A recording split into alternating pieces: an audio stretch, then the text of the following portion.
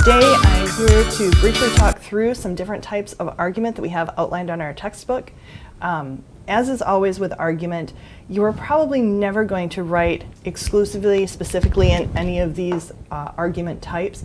You're probably going to borrow elements from each and incorporate it into your own style of writing.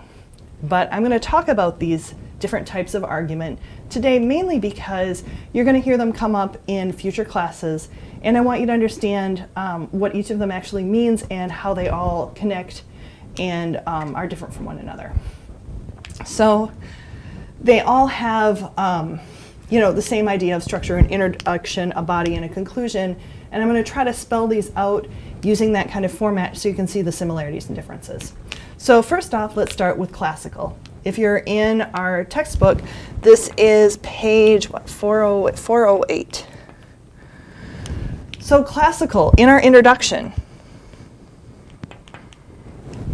we start off by trying to develop a common ground with our audience.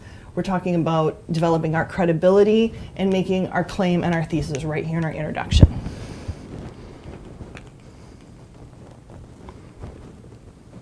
So common ground with our audience. We're establishing our credibility. And we're stating our claim and our thesis.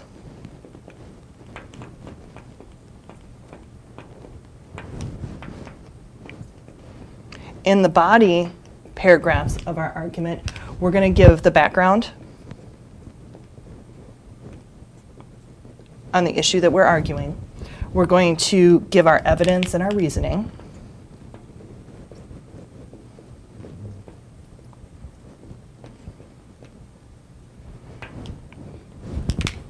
And then we're probably going to establish some of the counter arguments that are out there and acknowledge those counter arguments and those other ideas or aspects to the argument that we have.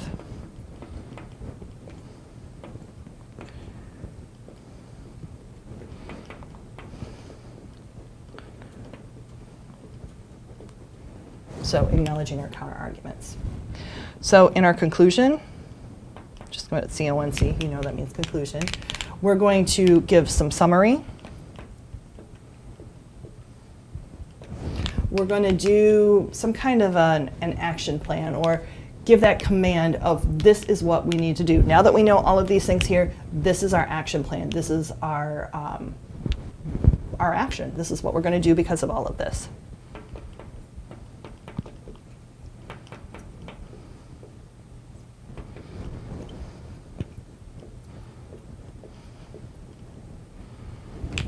But you're telling the reader in the classical style of argument, this is what needs to be done. So let's go into Rogerian for a minute. If you see me keep looking over here to the sides because I put my notes up here so I'll make sure I don't miss anything. So Rogerian type of writing, this is page 412.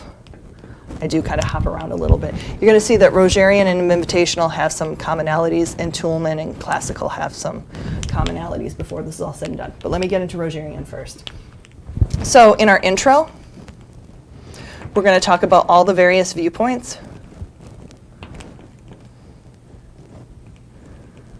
That are present in this given situation. But you're going to give some in-depth to the different perspectives that are present.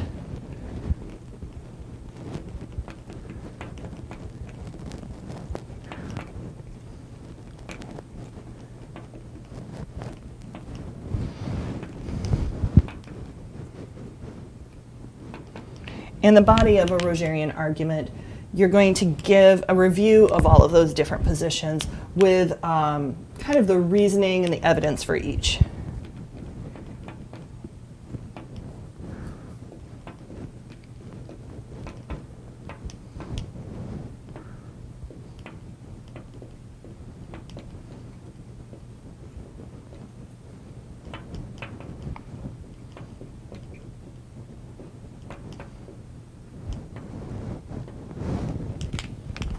And in your conclusion, for a Rogerian argument, you're going to be looking more to get that resolution and compromise. We've looked at all these different viewpoints. This is a way to bring all of those viewpoints together and come to a resolution that is a compromise and a common ground for everyone.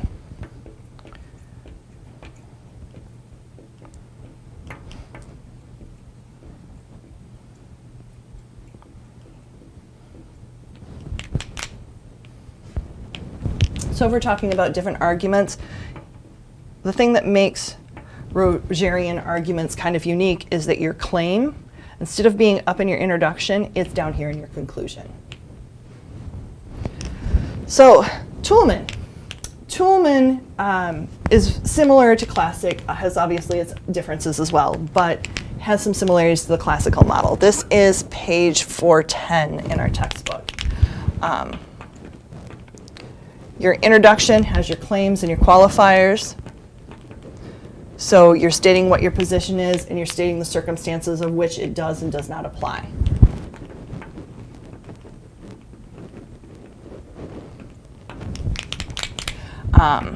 In your body of your paper, you're going to have kind of your grounds for everything.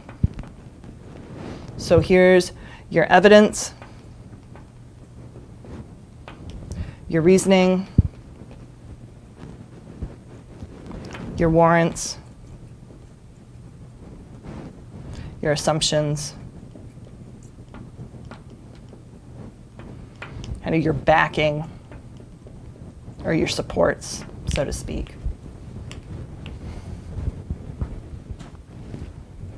And the idea for a conclusion in your Toulmin argument style is that you want to have something that is very strong and memorable.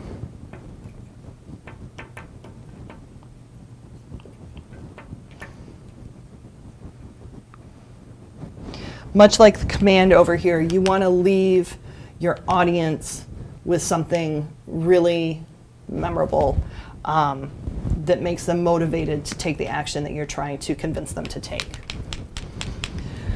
So last we have the invitational style of argumentative writing. And just as we said before, Rogerian and invitational do have some similarities. This is page 414 in our text.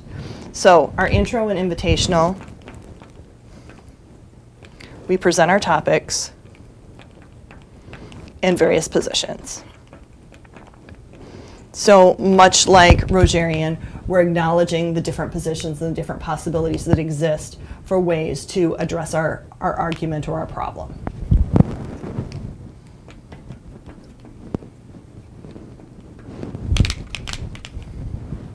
In our body, we're going to try to present everything in a very fair and non-biased way. We're just trying to present all of the points fairly and evenly in a way that allows the audience to look at them without author's bias in it.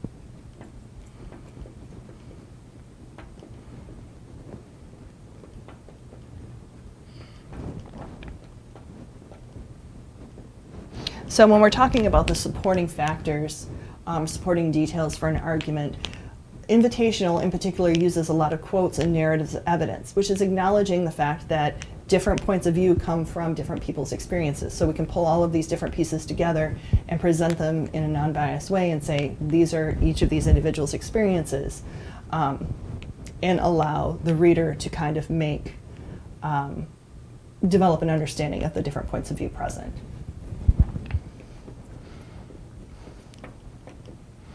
So just as in Rogerian, we're trying to come to a common ground. It might not necessarily always be conclusive in invitational, but we're developing a common ground where the reader actually gets to choose the course of action or the best point, because we've given them all the information and they get to make the determination of what to do to go forward in the argument rather than the author saying this is the point in the position.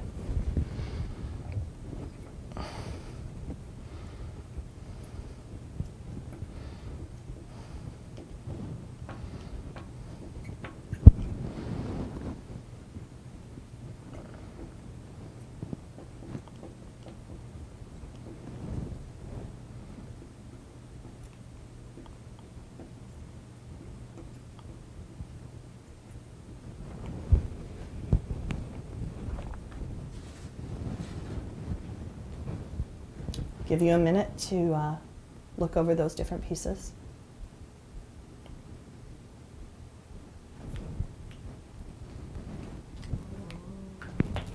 So, as I said when we began this lecture, these are different formal organizations of types of argument. In your own argumentative writing, you probably have preferences to which of these pieces work, and it's going to depend on the topic that you're writing about or the argument or the point that you're trying to make, which elements of each of these that you use. And you may find that you use elements of bits and pieces of each of these. That's the beauty of your own writing, is you get to make it your own, and you're not stuck writing in a very specific hardline format. But in case you ever find a class where you're told you have to write in a specific format, now you know what those are and what those elements look like. Have a great day. Thanks for listening, and as always, let me know if you have any questions.